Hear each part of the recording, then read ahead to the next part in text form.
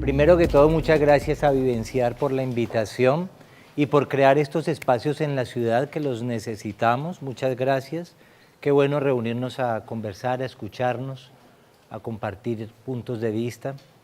Y que sea una jornada muy grata y que valga la pena para cada uno de nosotros. Y que a su vez sea también para vivenciar una puerta para seguirse proyectando. En honor a lo que hicieron los dos compañeros anteriores, Pilar y César Fabricio, les voy a pedir que hagamos un pequeño ejercicio. Pongamos las cosas que tenemos en la mano un poco a un lado, pongámoslas ahí a un ladito, papeles, bolígrafos, tomémonos un ratito. Después de haber llenado nuestros estómagos, les voy a invitar a una cosa muy sencilla y es que vamos a cerrar los ojos. Los ojos se cierran cuando el párpado de arriba se junta con el párpado de abajo. No. Sí, porque veo que todavía algunas personas están dudando allí. Bueno, entonces, con los ojos cerrados te voy a invitar a una cosa muy sencilla, un ratito, y es sentir tu cuerpo.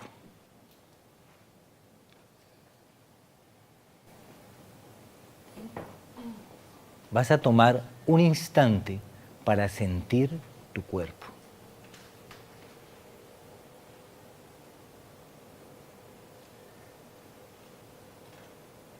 No importa que la cabeza piense, déjala pensar. Vos atendé tu cuerpo.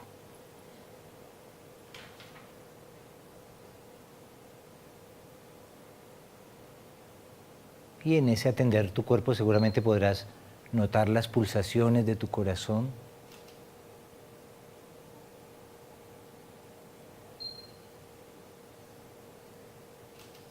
Seguramente podrás notar tu respiración.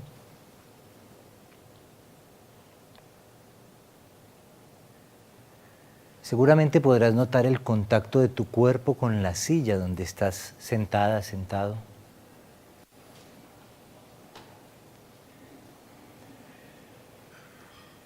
Y podrás tener una sensación del entorno, del espacio donde estamos.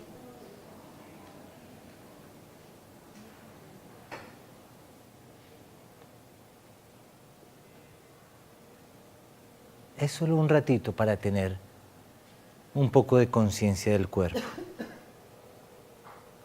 Y te voy a pedir que en lo posible mantengas esa conciencia del cuerpo mientras conversamos lo que vamos a conversar a continuación. ¿Podemos abrir los ojos? Muy bien. Con este título de conferencia quedo yo como el que alguna vez presentó a Manfred Max Neef en un Congreso Mundial de Creatividad en Bogotá, que dijo, decir cualquier otra cosa es pasar más o menos del anonimato al desprestigio. Lo que dice esta charla es un poco eso, pasar del anonimato al desprestigio, porque por supuesto es una expresión que tiene todo que ver con lo que nos dijo Descartes. Entonces quisiera contarles, me encontré con este texto que está allí, cuando leía este libro en enero de 1994. Lo recuerdo perfectamente porque en esos días preparando la charla abrí el libro y tenía la fecha en que lo había comprado y resulta que no solo eso, sino que yo recuerdo perfectamente que lo leí tan pronto como lo compré. Esto que dice aquí a mí me perturbó profundamente y me ha perturbado durante estos 23 años largos que hace que empecé a leer este libro. Y hoy se los vengo a compartir a ustedes a ver si por lo menos perturbo a alguien más con esta situación. Sí. De alguna forma, claro que es un desafío, es es una expresión que tiene todo que ver, el nombre de la charla con esto, ¿no? Pienso, luego existo. Entonces resulta que vivimos desde tiempos de Descartes, de pronto seguro desde antes también, pero Descartes se dio a la tarea de concentrar eso en una expresión. Vivimos los seres humanos una existencia encadenada a la mente. Y es un poco allí donde voy a molestar el día de hoy para invitarles a hacerse algunas preguntas. Más que conclusiones, son preguntas e inquietudes, porque entendiendo esto, todos nos hemos identificado de modo exagerado con la mente. Vivimos una existencia mental y de ello deriva todo lo demás. Yo quisiera como deconstruir, devolver un poco sobre eso y molestar con el tema porque puede ser valioso para todos en estos tiempos. Vamos a la imagen siguiente. Dale una más. Entonces, esa imagen se ilustra muy bien en este ícono de nuestra cultura, el pensador de Rodin, ¿no? Este expresa muy bien la forma como vivimos los humanos. Esto es interesante porque en términos del desarrollo, el pensamiento es una conquista maravillosa. En términos del desarrollo, nuestro universo sensoriomotriz, en el cual estamos en la primera porción de nuestro desarrollo, es un universo que se amplía gracias a la aparición de un fenómeno que va teniendo una existencia progresiva en nosotros, que es maravilloso por las oportunidades que nos trae, pero luego que nos trae un problema enorme, y es la posibilidad de la representación, ¿sí? En los primeros 2 años de vida, el niño construye la posibilidad de representarse al mundo, es decir, que lo que no está visible a su espacio sensorial y motriz inmediato sigue teniendo existencia. Eso no es gratuito, nosotros no nacemos con eso, eso es un proceso que se va dando a lo largo del desarrollo. Y fundamos la posibilidad del pensamiento, la representación, la posibilidad de volver a presentar, que eso significa representar, volver a presentar en el espacio mental un evento externo, es una conquista maravillosa, porque nos libera del encadenamiento a la inmediatez sensorial. Pero a su vez, introduce para nosotros un problema complejísimo, y es que de ahí en adelante nuestra vida se convierte en una vida regida por el pensamiento. Y el pensamiento tiene una característica, y es que el pensamiento nunca está en el presente. El pensamiento siempre está un segundo adelante o más, un segundo atrás o más. Por eso, por ser una representación. El pensamiento no tiene la posibilidad de estar presente, porque es una representación. El pensamiento facilita la planeación. Gracias al pensamiento tenemos juguetes, juguetes tan maravillosos como estos, ¿cierto? Que todos apreciamos mucho hoy por hoy, o estos juguetes. Todas estas cosas del mundo de la forma, voy a decir esa palabra, ahora más tarde vuelvo sobre ella. Todas estas cosas del mundo de la forma existen gracias a que alguien se las representó antes de que existieran. Esto antes de existir aquí, existió en la mente de alguien. Entonces, eso nos permite una forma de la realidad que es exitosa en el mundo práctico. Hemos logrado construir cosas tan sorprendentes como lo que nos mostraba César Fabricio esta mañana de los corazones impresos en 3D con células madre vivas. Entonces, claro, todo eso es posible gracias a la representación. Y la mortificación que a mí me produjo la frase de Descartes fue comprender que absolutamente todos estamos impregnados por esa visión de la realidad. De Descartes para acá, todos hemos sido bautizados, hemos bebido de la leche de pienso, luego existo. Así no nos hayamos dado cuenta, así nunca nadie haya hecho un curso formal para nosotros sobre ello. La vida diaria está plagada de eso. El modo de vida que hemos construido está basado en esa dimensión. Entonces, con sus bondades y sus posibilidades, sin decir que el pensamiento y la representación sean malas, sí quisiera llamar la atención sobre algo que sigue después del pensamiento. Entonces decía hace un instante que el pensamiento nos da la posibilidad maravillosa de diferirnos en el tiempo, de ponernos un segundo adelante, un segundo atrás y de ahí en adelante. Pero eso mismo se nos convierte en una cadena porque nosotros no somos capaces de parar el pensamiento. El pensamiento normalmente para la mayoría de personas que yo conozco es lo último que se apaga cuando se van a dormir y es lo primero que se enciende cuando se despiertan. ¿Sí? Nuestra existencia, cada uno de nosotros anda con un radio prendido en una emisora que todo el día está dando preferentemente noticias trágicas, ¿no? Entonces está todo el tiempo informándonos de una visión del mundo, interpretando una visión del mundo, que todo es posible por la representación. La fantasía y la imaginación también son posibles gracias a la representación. Pero yo quisiera llamar la atención sobre otro aspecto, que es otra forma de conocer el mundo, que es otro ícono ahora de la cultura oriental más que de la cultura. Es el ícono de Buda, de aquel que conoce la realidad no como un proceso de discernimiento, no se desdobla en otro nivel para conocer la realidad, sino que está en la realidad. ¿Sí? No es un conocimiento mental, conceptual, sino es un conocimiento sentido que se expresa en el estar presente en lo que está sucediendo. Voy a seguir con eso para, de pronto, habrá personas para quienes eso sea más familiar. Dale, otra. Hay dos formas básicas de conocer que derivan de estas dos aproximaciones, dos formas de acercarnos a la realidad.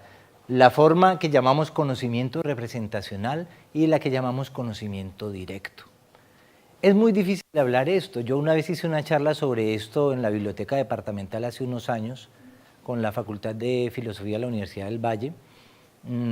Tuve suerte de no recibir tomates por las cosas que iba a decir, porque fue bastante atrevido ir a decirles a los intelectuales que el conocimiento representacional no es la última forma de conocimiento a la que podemos acceder. Porque realmente, digamos que hemos creado un mundo tan sólidamente edificado en el conocimiento representacional de la realidad que parece que fuera la realidad última, ¿sí? Entonces, esa forma de conocimiento, esa forma de aproximación nos da la posibilidad de conocer el mundo desde una escala representacional, pero hay otra a la que llamaremos conocimiento directo. Y por supuesto ustedes imaginen que aquí está el pensador y que aquí está Buda. Y vamos a mirar, darle las dos. Mientras que el conocimiento representacional nos permite ingresar en un orden simbólico y abstracto necesario, por supuesto, para vivir en la cultura. El conocimiento directo se expresa como sabiduría en el cuerpo. Es un no sé qué que poseen esas personas que saben estar enteramente presentes, que es una forma de estar totalmente habitando su cuerpo. Mientras que el conocimiento representacional se logra con el esfuerzo, ¿sí? Este ejercicio de pensarse y desdoblarse, ¿sí? El pensador de Rodin, yo creo que no sabía que en los siglos venideros nos íbamos a sentar también a pensar en un instrumento parecido. En aquel entonces no lo había, pero efectivamente es un desdoblarse, implica esfuerzo. Las mejores ideas que tenemos como ideas son productos del esfuerzo. Luego, normalmente los grandes creativos dicen que se necesita una fase de abandono, y es un poco lo que dice allí, lo gratuito, ¿sí? No es algo, estar más cerca de esa posibilidad no ocurre por cuanto más nos esforcemos, porque no pertenece a la lógica del tiempo. Ese conocimiento directo es un conocimiento que no está en el tiempo, ¿sí? Ahora hablamos un poco más de eso. Dale. Mientras que el conocimiento representacional se ejerce fundamentalmente a través de la mente, que es reitero, todos los honores a la mente, pero también veamos un poquito qué sigue después de la mente. El conocimiento directo es un conocimiento organísmico, es una forma de conectarte de un modo como organismo y no solo como parte, en el mismo sentido en que tanto César como Pilar nos estuvieron llamando la atención, en ese mismo sentido hay que hablar de organismo acá. Mientras que el conocimiento representacional nos conecta con nuestra sensación o nuestra vivencia como sujeto y como identidad, el conocimiento posibilita conectarnos con el ser, con la individualidad. ¿Saben de dónde viene la palabra individuo? La palabra individuo viene de lo que no se puede dividir en dos. Individuo, no se puede dividir en dos. Entonces, el conocimiento directo nos permite conocer esa individualidad, mientras que el conocimiento representacional nos permite ingresar en el orden, y claro que se necesita ingresar en el orden, ¿cómo no? Si no ingresamos en el orden, nos enjaulan. Entonces, pero ingresar en el orden no es sinónimo de lo que posibilita el conocimiento directo, y es la armonía, ¿sí? Qué bueno poder funcionar ordenadamente. Tengo un paciente, ayer me llegó un paciente maravilloso, ansioso, obsesivo, y su mayor afición en el mundo, su mayor felicidad en el mundo se llama los cuadros de Excel. Entonces, para él un cuadro de Excel es algo exuberantemente delicioso.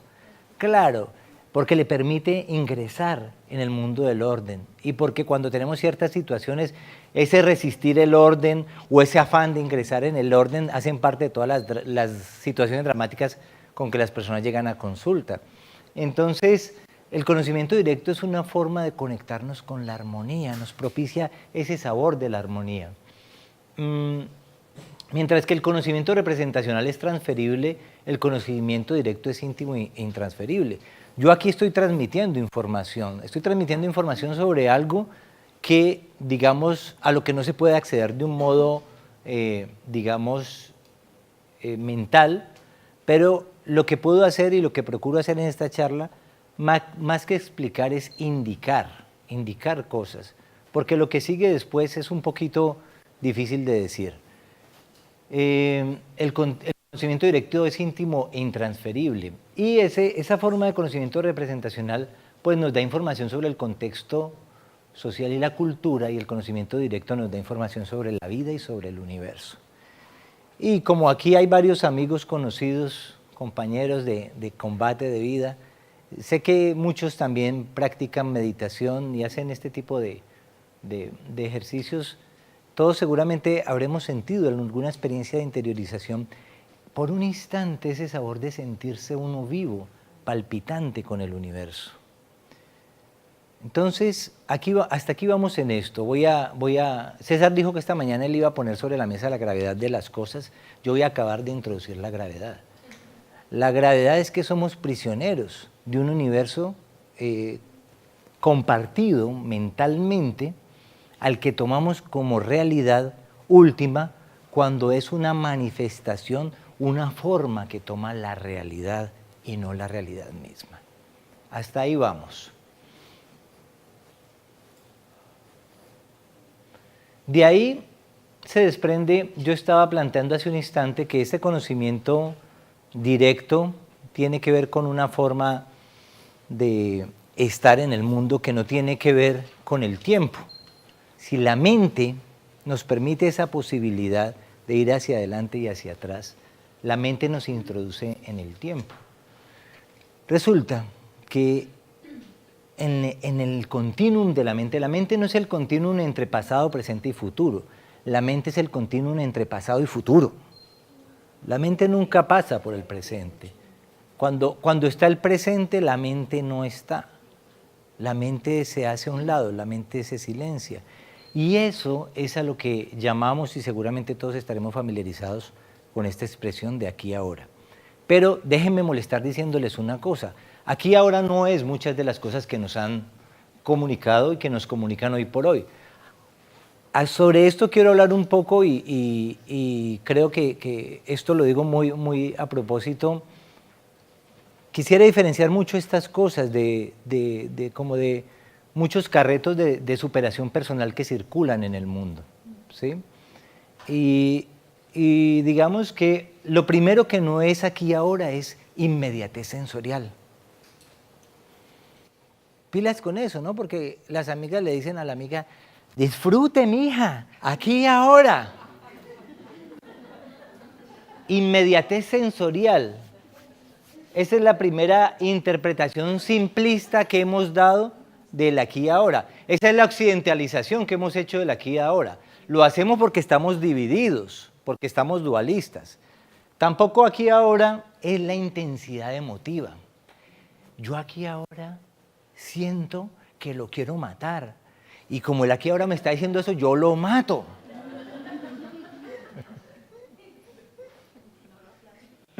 Lo mato directamente.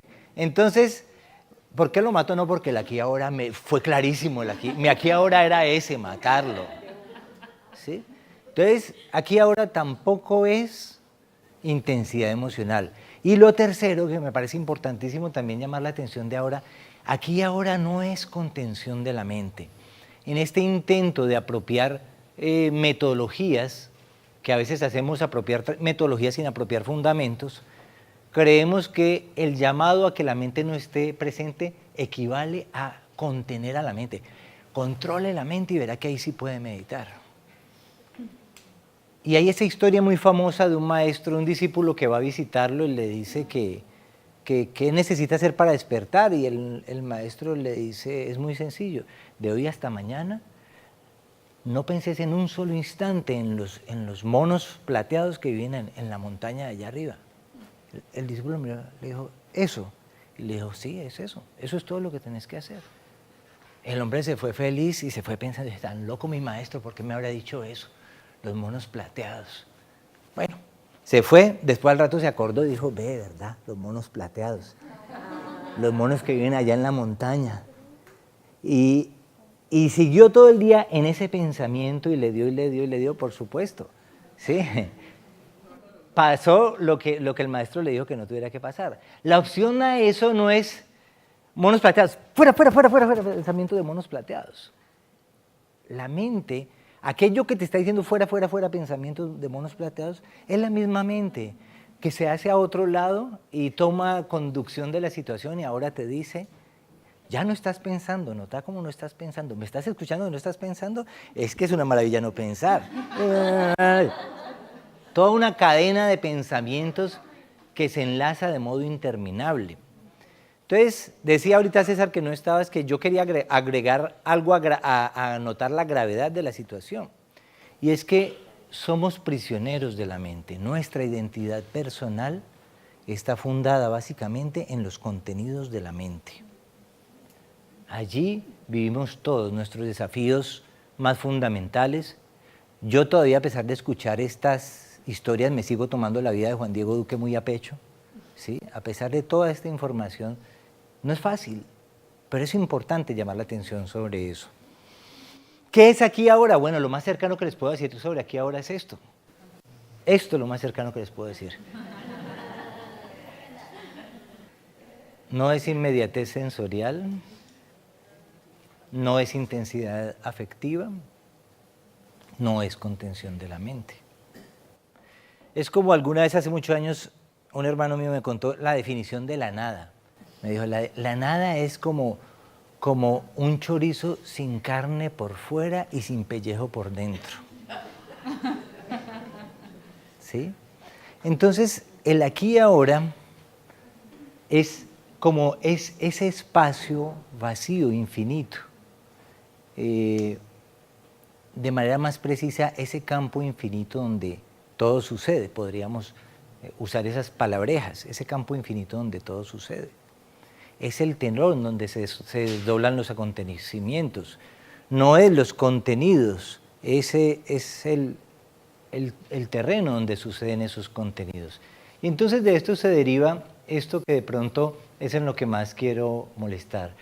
Ese aquí y ahora es equivalente a lo que por lo menos en psicología transpersonal llamamos conciencia. Nos dicen a veces que ustedes los psicólogos transpersonales dicen conciencia aquí y ahora, ser como lo mismo. Sí, es que es más o menos lo mismo pero distinto. Hay un telón de fondo que es aquello a lo que podremos llamar conciencia. La conciencia es ese flujo interminable de vida en el que estamos montados ustedes y yo. Y en ese flujo interminable aparecemos los seres humanos. Entonces, es importante en este tema de los seres humanos notar dos cosas. ¿Ustedes se han dado cuenta que para denominar a nuestra especie usamos dos palabras? No lo hacemos con ninguna otra especie.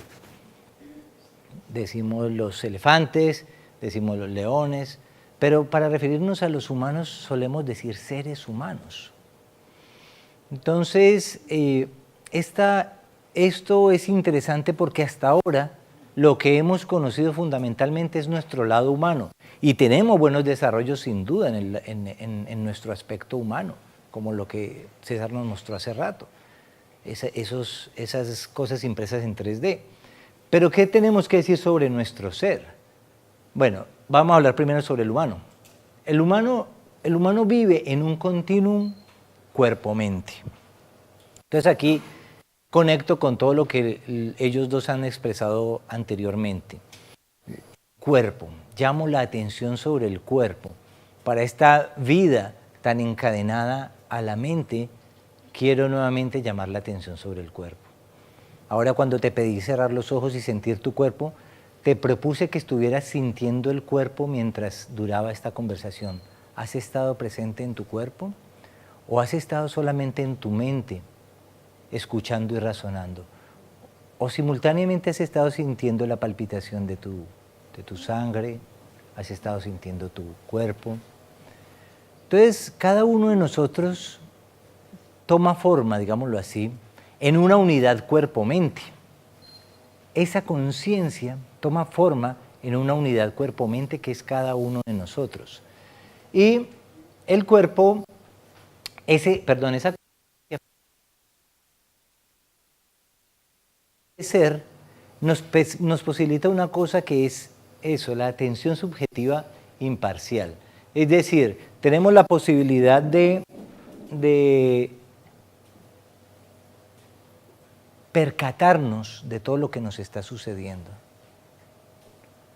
Aparte de que hay alguien en nosotros que toma por partido frente a los sucesos, es como si hubiera una porción de nosotros mismos que solamente registra la continuidad de los hechos, que solamente es como una cámara filmadora que no toma partido. Hay una porción de nosotros que observa el constante suceder de las cosas. A eso es a lo que llamamos atención subjetiva imparcial, porque siempre es subjetiva, pero es imparcial porque es una forma de atención que no toma partido frente a las cosas de modo particular, no tiene preferencia sobre las cosas, simplemente ve el suceder. En el Bhagavad Gita hay una expresión que se llama el ahankara y el ahankara, que es el ego falso, o sea, como esa porción de nosotros, la unidad cuerpo-mente, digámoslo para traducirlo a nuestras palabras, y el ahankara, que es el que simplemente observa lo otro que está sucediendo. Esa porción de nosotros que está simplemente allí es una porción bastante desatendida, como respirar es algo bastante desentendido. Cuando a mí muchas veces pongo estas cosas sobre la mesa, pues la gente se queda un poco atortolada porque me pregunta, bueno, ¿y qué opción hay a pensar? Y hay una opción increíble a pensar que está aquí todo el tiempo con nosotros, que es respirar. La opción más sana e inmediata al alcance, para la cual necesitamos menos instrumentación y menos complejidad, es respirar. No sé si han notado que la palabra respirar está relacionada con la palabra espíritu. Espir, S-P-I-R, spir, esa raíz que está en espíritu y que está en respiración, es una palabra sánscrita que quiere decir vida. Respirar es reespiritualizar tu vida, segundo a segundo. Esa conciencia toma forma en un cuerpo-mente y el cuerpo tiene unas características. ¿Qué necesita, pregunto yo a ustedes, qué necesita un cuerpo para existir? ¿Ven cómo tambaleamos con esas cosas tan...? para sentir, para estar, para ser, ¿sí? Exactamente. ¿Para qué está diseñada la mente? Para pensar. ¿Cómo piensa la mente? ¿Qué necesita la mente para pensar? ¿Qué utiliza la mente para pensar? Sí. En un sentido más general, representaciones, como dijimos al comienzo. Las representaciones es la categoría más básica que agrupa pensamientos, reflexiones, imaginaciones, etc. Entonces, el cuerpo y la mente, ¿dale? El cuerpo y la mente nos introducen en la dimensión del espacio-tiempo. Esa conciencia que somos ingresa en el espacio-tiempo a través del cuerpo y la mente. Y entonces estamos en una forma de vida de una manera enfermiza mental. De esos hermosos organismos sensoriomotrices que arrancamos siendo, terminamos convirtiéndonos en mamíferos mentales. Y hasta ahí llegamos. Y nuestra vida se resume en eso, una vida de mamíferos mentales, atormentados por nuestras necesidades de mamíferos y atormentados por nuestras exigencias mentales. Pero eso solamente es esto, la concreción de esa conciencia en un cuerpo-mente. Entonces, ¿qué opción hay? Bueno, la conciencia no existe, sino que es. ¿Y por qué esto? Existir quiere decir ex, afuera, istir, estar. O sea que el cuerpo y la mente están afuera. En el continuum cuerpo-mente, entre el cuerpo y la mente están todas las demás registros que hablamos mucho hoy por hoy. Las emociones, los sentimientos, los afectos, están ahí en esa continuidad entre el cuerpo y la mente, ¿sí? Las sensaciones y las emociones más cerca del cuerpo, los afectos y los sentimientos más cerca de la mente, ¿sí? Digamos, uno no reacciona a la mente de modo igual, a la muerte de modo igual, si uno pertenece a una cultura distinta. Aquí en el Pacífico se celebra, se hace todo una cosa alrededor de una muerte de un niño que para nosotros sería escandaloso y horroroso, ¿sí? Entonces, la vida mental, que es la vida que llevamos, es una vida que nos tiene metidos en el tiempo, en el pensar, en las representaciones todo el tiempo.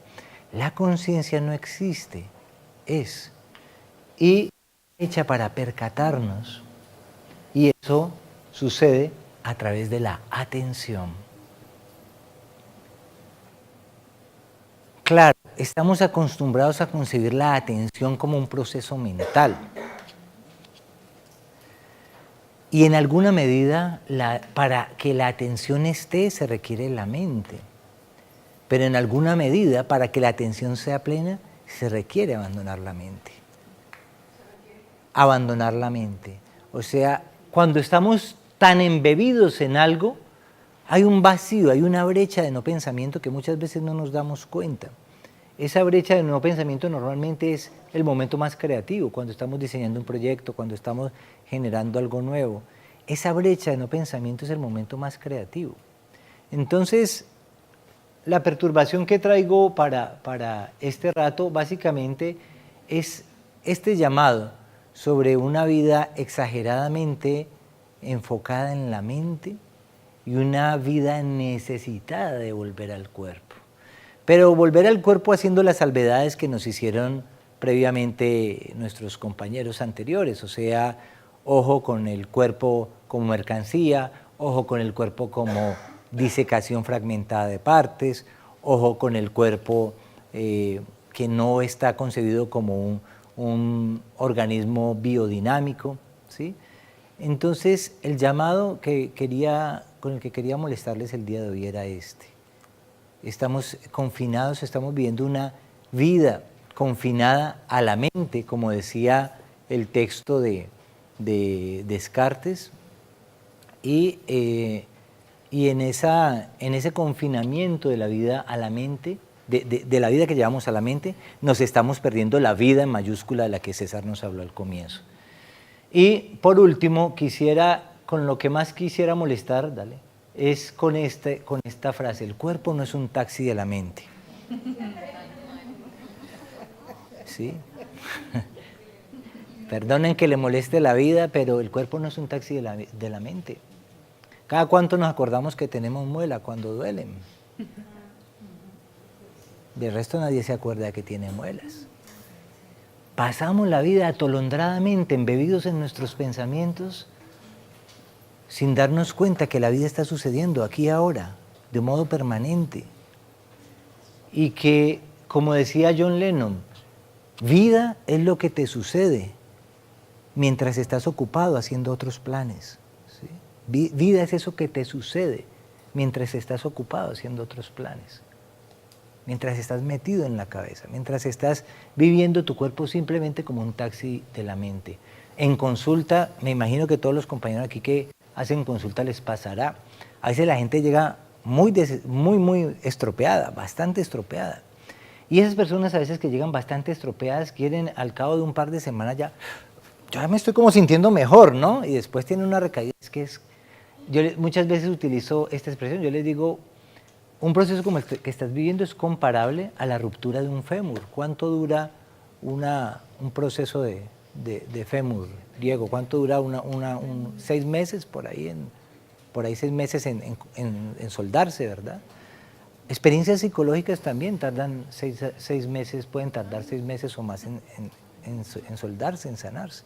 Entonces, en esta vida atolondrada, metidos en la mente, se nos olvida el cuerpo y solo lo usamos como un taxi de la mente.